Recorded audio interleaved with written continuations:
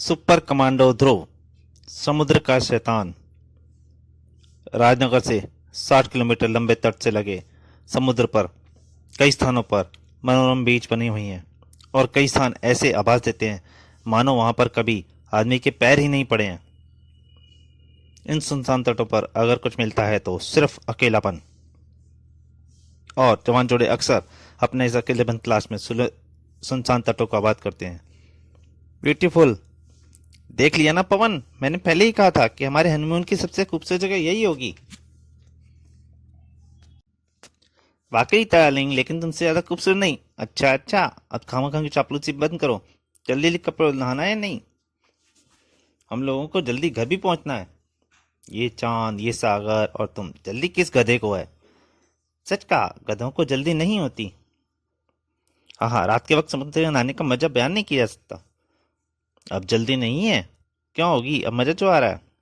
और तभी रीता, रीता। पवन को समझते देर नहीं लगी कि रीता को किसी समुद्री जानवर ने पानी के नीचे घसीट लिया है। पानी की सतह समुद्री झाग और बुलबुलों से भर गई। फिर बुलबुले भी फूटने लगे और भयभीत पवन की आंखों के सामने सतह पर कुछ उभरने लगा। वह कुछ था, रीता की लाश। पवन ने चिल्लाना चाहा, लेकिन उसके गले से आवाज गायब हो चुकी थी। और तभी और एक और वस्तु सतह पर उभरी। ये ग ग ग वाह। उसको देखकर पवन का दिमाग आतंक से भर गया। वह सब कुछ भूलकर किराने किनारे की ओर लपका, लेकिन डर से उसके पैर मनो भारी हो गए थे। उसे ठीक से भागा नहीं जा सका। उसके पीछे लगी भयावह आकृति क्रमश पास आती जा रही थी। अब शायद पवन की जिंदगी के क्षण भी खत्म हो चुके थे। आ चट्टानों के पीछे से खून जमा देने वाली चीख उभरी, और धीरे धीरे उस चीख की प्रतिध्वनि भी हवा में घुल गई। अब सिर्फ पानी के किसी के तैरने की आवाज सुनाई दे रही थी, और वह भी कुछ क्षण बाद तट से दूर होती जा रही थी। अगले दिन सुबह उस सुनसान पर तो लोगों को भीड़ जमा थी। पुलिस को ना तो इनकी हत्या का कारण पता चल रहा है ध्रुव, और ना ही कातिल के बारे में कोई सबूत मिल रहा है। इसलिए मैंने सोचा कि लाशों को यहाँ से हटाने से पहले तुमको भी घटनास्थल पर मुआयना करा दिया जाए। शायद तुम ही ऐसा कोई सूत्र ढूंढ निकालो जो इस दर्दनाक केस को सुलझा सके। ध्रुव की तेज नजरें चारों ओर घूम रही थीं और उसका चेहरा गंभीर होता जा रहा था। इस वक्त तो मैं सिर्फ इतना ही बता सकता हूँ कि हत्यारा कोई ऐसा भयानक समुद्री जीव लगता है जो पैरों पर खड़ा हो सकता है और जिसमें आश्चर्य ने ताकत है। क्या तुम मजाक कर रहे हो क्या? बिल्कुल भी नहीं। देखिए सर, इस युवती की मौत जाहिर है पानी में डूबकर हुई है, लेकिन इसके दाएं पैर पर खरोंचों के निशान बताते हैं कि पानी के नीचे से किसी समुद्री जानवर ने इसको पैर से पकड़कर पानी के नीचे घसीटा था। चलो तुम कहते हो तो मान लेते हैं, लेकिन भयानक और पैर? वैसे समुद्री जीव भयानक अवश्य रहा होगा, क्योंकि उसको देखकर इस युवक ने डरकर भागने की कोशिश की। अब रेत के पैरों के निशान को देखिए। युवक के पैरों के साथ साथ चप्पू जैसे और बड़े से निशान भी हैं। यानी उस जीव ने इसका पीछा अपने पैरों पर चलकर किया। अब आगे देखिए, युवक की लाश के पास युवक के पैरों के निशान गायब हैं और पंजों के निशान और गहरे हो गए हैं। इतना तो मैं भी देख सकता हूं, पर इससे क्या? इससे यह निष्कर्ष निकलता है कि उस समुद्री जीव ने इस युवक को गर्दन से पकड़कर हवा में उठा लिया, जिससे युवक का दम घुट गया। इससे यह भी जाहिर है कि उस जीव में आश्चर्य ने ताकत रही होगी। सबूत तो तुम्हारी कहानी पर फिट बैठते हैं ध्रुव, लेकिन तुम्हारी भयानक समुद्री जीव वाली थ्योरी मेरे गले नहीं उतरती। जहां तक मैं जानता हूं, ऐसा कोई समुद्री जीव होता ही नहीं है। मेरे ख्याल से इसकी हत्या के पीछे कुछ और राज है, और मैं उसका पर्दाफाश करके ही रहूंगा। ध्रुव ने इस वक्त चुप रहना ही बेहतर समझा, क्योंकि उसको अपनी बात को साबित करने के लिए कुछ और सबूतों की जरूरत थी। और उसी शाम उस मनूर तट से कुछ किलोमीटर दूरी पर मछुआरों की बस्ती में। सच है साहिब, साला 16.25 आना सच। यह तो हम यहाँ पर 10 साल से रहे हैं, लेकिन ऐसा जानवर हमने पिछले 3 सालों में 2 बार देखा है। हमने हमने 3 मछुआरों को मार भी चुका है ससुरा। तो तुमने पुलिस को रिपोर्ट क्यों नहीं करी? का फायदा बाबू, वो पाताल लोक का प्राणी है। हमारी पुलिस उसे छू ही भी ना सकत। यही बात हम प्रोफेसर पाटिल से भी कह रहे थे साहब। मशहूर समुद्र शास्त्री प्रोफेसर पाटिल? हाँ साहिब, वो रहा उनका बंगला। अब हम जाएं साहिब, बहुत काम पड़ा है। हाँ हाँ जाओ भाई, बहुत बहुत धन्यवाद। मशहूर समुद्र शास्त्री प्रोफेसर पी पाटिल का बंगला यहाँ पर? इसको कहते हैं किस्मत।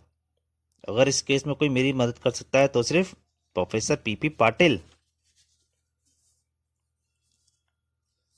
कुछ ही देर बाद ध्रुव प्रोफेसर पाटिल के बंगले में खड़ा था। प्रोफेसर पाटिल घर पर हैं? आपका नाम सर? मेरा नाम ध्रुव है। इसको देखकर तो कोई इस घर में घुसने की सोचता भी नहीं होगा। सर, कोई मिस्टर ध्रुव आपसे मिलना चाहते हैं। कहें तो। गधे कहीं के, तुमने उसके अंदर आने कैसे दिया? तुम जानते हो कि शाम के वक्त सुबह का अखबार पढ़ता हूं। अपने मिस्टर ध्रुव को उठाकर बाहर फेंक दो। लेकिन ध्रुव जहां अपनी मर्जी से आता था वहां से वह अपनी मर्जी से ही वापस जाता था। आ ढिशुम।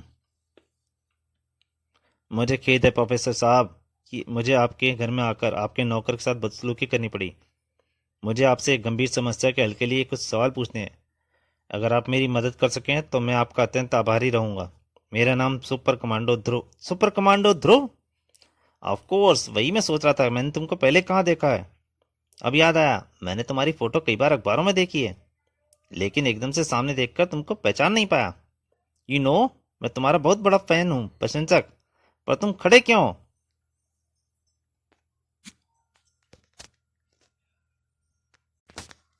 और शीघ्र ही प्रोफेसर पाटिल ध्रुव से ऐसे बात कर रहे थे मानो वे दोनों बरसों पुराने दोस्तों।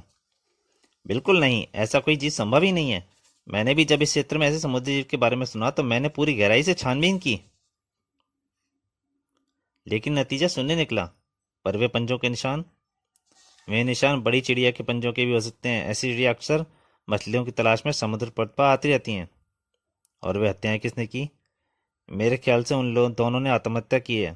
खैर, मैं कोई तुम्हारी इस तरह अपराध विशेषज्ञ तो हूं नहीं, पर यह पक्का है, ऐसे किसी समुद्री जीव का अस्तित्व संभव ही नहीं है। थैंक यू प्रोफेसर, अब मैं चलूंगा। अच्छा, फिर जरूर आना ध्रुव, गुड लक। मछुआरे कहते हैं उन्होंने ऐसा प्राणी देखा है, और प्रोफेसर पाटिल कहते हैं ऐसा प्राणी संभव नहीं है। दोनों में से सही कौन है? यह पता लगाने का एक ही तरीका है, और वह तरीका आजमाने का सही वक्त आज ही है। और उसी रात एक किशोर जोड़ा उस सुनसान तट पर तनाई का आनंद लेने के लिए मौजूद था, लेकिन उनका मकसद कुछ और ही था। अपने वाटरप्रूफ इलेक्ट्रॉनिक उपकरणों को एक बार फिर चेक कर लो पीटर। चिंता मत करो रेणु, मैं उनको पहले ही 2 बार चेक कर चुका हूँ। शीघ्र ही मैंने अपने पैर में लगे रडार के सिग्नल चालू कर दिए हैं। अब कोई जीव हमारी तरफ बढ़ेगा तो हमें तुरंत पता चल जाएगा। मेरी पिस्तौल भी हर आफत का मुकाबला करने के लिए तैयार है।